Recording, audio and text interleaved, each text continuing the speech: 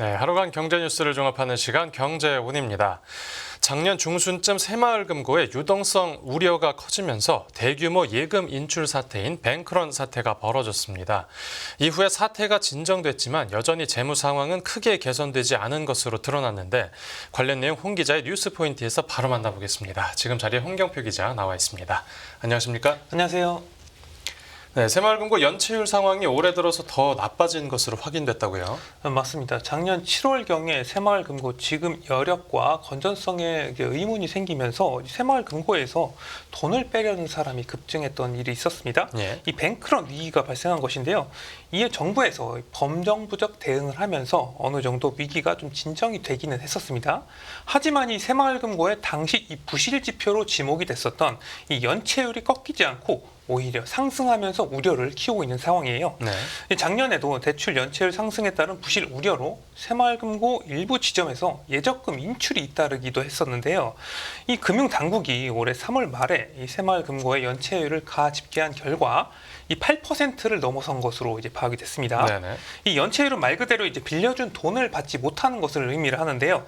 이 새마을금고 연체율은 올해 들어서 더 급격한 상승세를 보이고 있어서 이제 우려를 자아내고 있습니다. 네. 이 작년 말 기준에 새마을금고의 전체 연체율이 5.07%였는데 올해 1월 6%대, 2월에는 7%대를 찍었습니다. 네. 이 작년에 이 뱅크런 논란을 겪을 당시가 연체율이 6%였어요.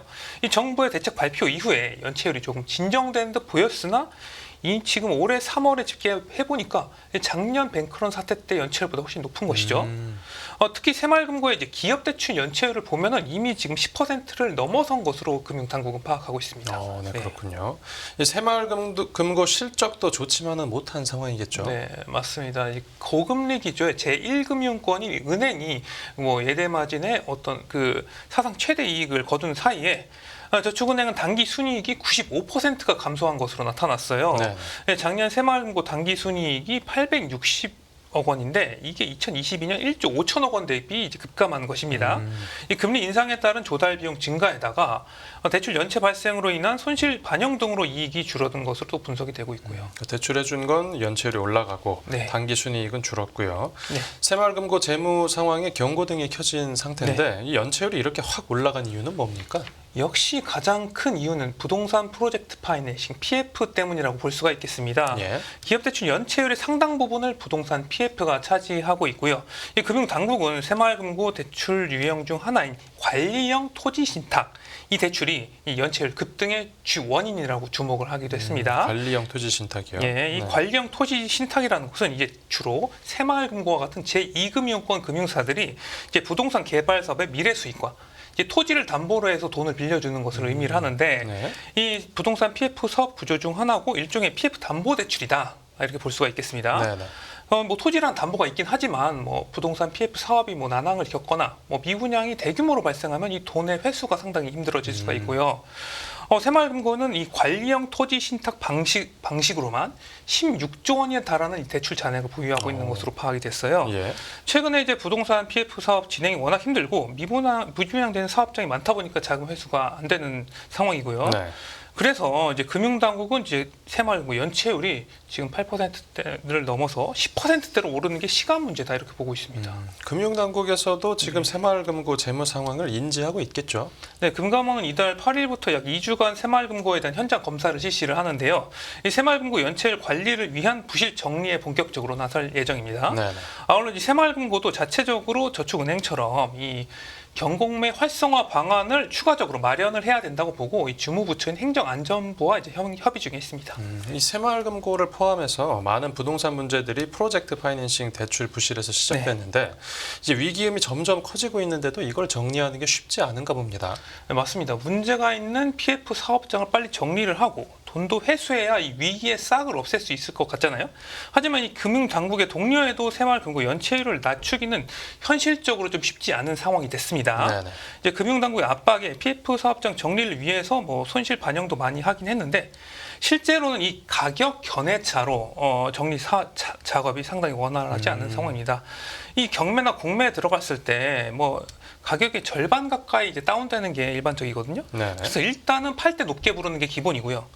또 올해 하반기 이제 금리 인하가 본격화되면은 부동산 경기가 살아날 수 있으니까 좀만 더 버텨보자. 뭐 이런 분위기도 있습니다. 네네. 뭐 부동산은 버티면 된다. 뭐 이런 생각을 가지고 있는 것으로 보이고요. 반면에 이 사는 사람들은 이보다 지금 상황이 어려우니까 낮은 가격을 제시하면서 일명 후려치기를 좀 하려다 보니까 매각 자체가 잘 이루어지지 않고 있습니다. 그리고 작년에 이제 뱅크런 위기 때 그래도 뭐 부실채권 많이 정리를 했는데 네. 그럼 지금까지 남아 있는 것은 뭐 상당히 악성이다. 뭐 이런 이야기인데 이 때문에 매각 과정이 상당히 또 쉽지 않은 것으로 보이고요. 네. 새마을금고는 이제 캠코의 부실채권 추가 매각을 추진을 하고 있는데 이미 지난해 1조 원 이상을 받아준 캠코가 쉽게 결정을 내리지는 못하고 있습니다. 새마을금고는 이제 작년 말 법 개정을 통해서 개별 금고 차원에서도 부실 채권을 매각할 수 있도록 돼 있는데 뭐 현재는 뭐 여러 가지 채널을 알아보고 있지만 뭐 이렇다 할 성과를 내고 있지 못하고 있고요. 네. 그래서 이런 상황을 종합적으로 볼 때 이 부동산 PF 문제가 단기적으로 좀 해결되기는 힘들 것이다. 뭐 이런 분석이 많습니다. 네, 알겠습니다.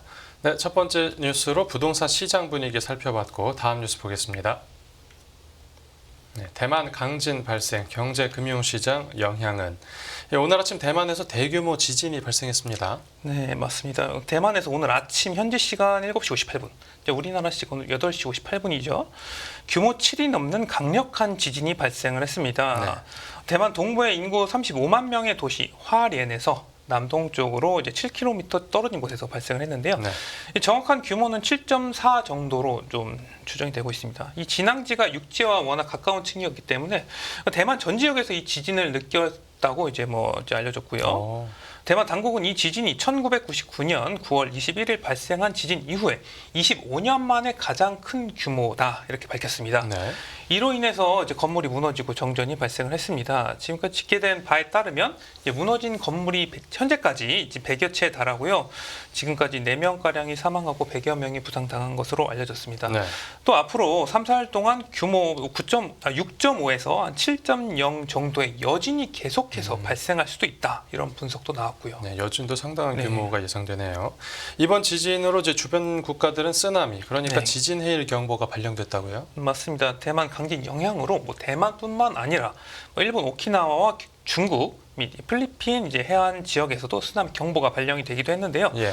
중국은 가장 높은 단계의 쓰나미 적색 경보를 발령하기도 했고 지금은 일본, 필리핀, 대만 강진 쓰나미 주의보가 해제되긴 했지만 아직도 경계 심리는 높아진 상황입니다. 네, 이번 지진 때문에 이제 경제 관련 설비들에도 피해가 작지 않을 것 같습니다. 네, 맞습니다. 대만 당국은 다행히 원전은 정상적으로 운영이 되고 있고요.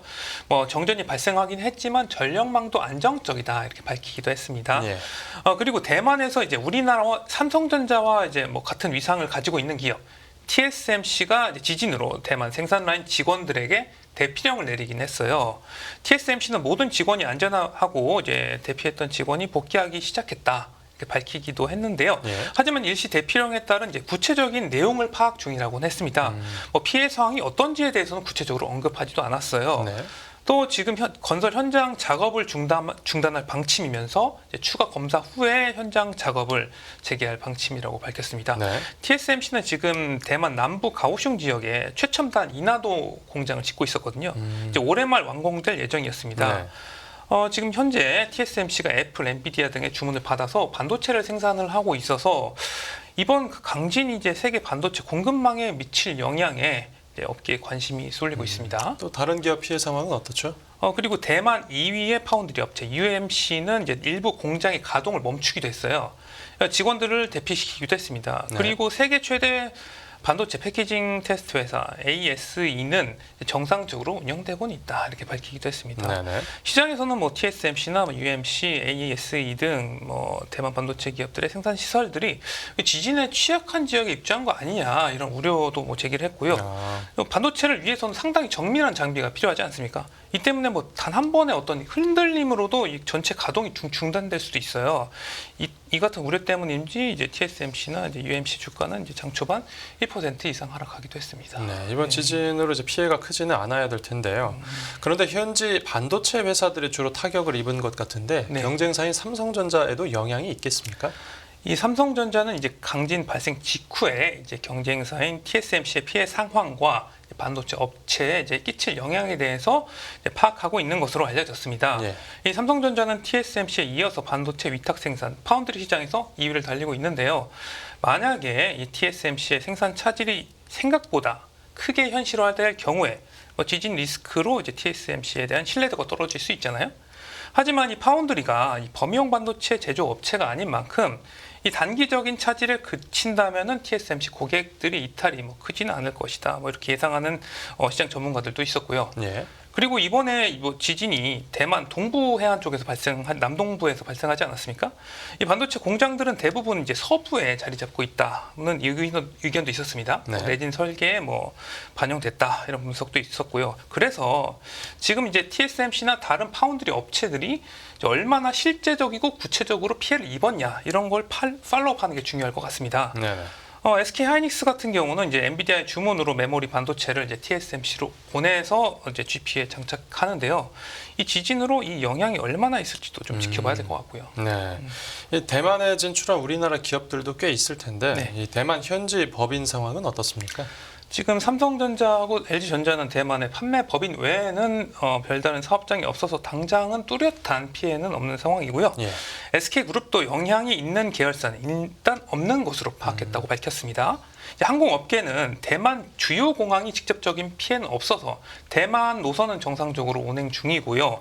오히려 지금 일본 오키나와현에 쓰나미 경보가 내려지면서 우리나라와 오키나와를 오가는 항공 운항이 살짝 지연되기도 했습니다. 네네. 삼성물산과 현대엔지니어링은 이제 대만에서 건설 현장을 보유하고 있는데 네. 아직 피해 보고는 없는 것으로 파악이 되고 있습니다. 네, 그렇군요. 이 산업계에 이어서 이번 지진이 금융 시장에 미칠 영향도 짚어주시죠. 네, 일단은 강진이 발생했으니까 이제 위험자산 회피 심리와 안전자산이 채권 선호 현상은 발생했습니다. 네. 네, 강진 이후에 미국의 장기 국채 금리가 하락세로 전환했고요. 그런데 이게 시장에서 주목할 만큼 큰 폭의 움직임은 아니었고요. 주식 시장에서는 TSMC의 주가가 하락하면서 아시아 지역 전반의 주가가 약세를 나타내기도 했습니다. 예. TSMC가 세계 최대 파운드리 업체이기 때문에 이 반도체 공급망 전반에 차질 우려가 발생할 수 있다. 이런 게 반영된 것으로 보이고요. 네, 알겠습니다. 대만 지진 관련 소식 알아봤고 다음 뉴스 보겠습니다. 네, K조선 3년 만에 중국 제치고 수주 1위.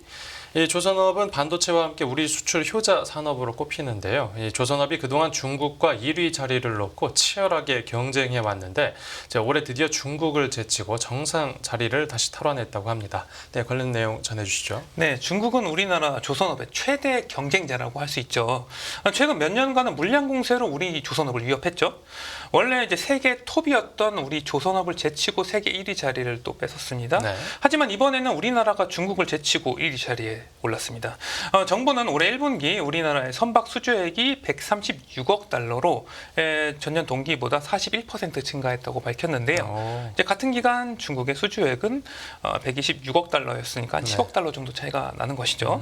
이로써 우리나라는 분기 기준으로 2021년 4분기 이후에 3년 만에 세계 수주 1위 자리를 회복했습니다. 네. 올해 1분기 우리나라 수주액은 벌써 작년 연간 수주액의 45%에 달했고요. 우리 조선 회사들이 이렇게 약진할 수 있었던 비결은 뭐였습니까? 역시 우리나라 조선사들의 어떤 친환경 선박 기술력 때문이다. 이렇게 볼 수가 있겠습니다. 네. 이제 우리나라 조선사들은 탈탄소, 디지털 전환 흐름에 이제 발맞춰서 LNG 운반선, 친환경 고부가 가치 선박 위주로 수주를 진행을 하고 있는데요. 네. 이제 올해 1분기 세계에서 발주된 이제 친환경 선박인 LNG선이 1분기에 29척이었고 암모니아선은 20척이었는데 이를 우리나라가 100% 수주를 했어요. 사실상 친환경 선박은 싹쓸이하고 있다 이렇게 볼 수가 있고요. 네. 질적 측면에서 앞서가고 있다는 점이 상당히 고무적이라고 볼 수가 있겠습니다. 올해 3월 기준 이제 세계 수주량 이제 상위 조선소는 HD 현대중공업, 삼성중공업, 하나오션 등 우리나라 조선사들이 모조리 차지했고요. 우리 정부에서도 조선업이 계속 순항할 수 있게 적극적인 지원에 나선다고요? 네, 맞습니다. 정부는 올해 이제 7천억 달러 수출 달성에서 이 조선 산업의 역할이 매우 중요하다 이렇게 보고 있고요. 네. 상반기에는 K조선 초격차 기술 로드맵을 마련하고요. 하반기에는 중소조선소의 이제 경쟁력 강화와 조선 기자재 산업의 수출 경쟁력을 강화하는 방안도 마련할 예정입니다. 네, 알겠습니다. 오늘 뉴스 포인트는 여기서 정리하겠습니다. 잘 들었습니다. 감사합니다.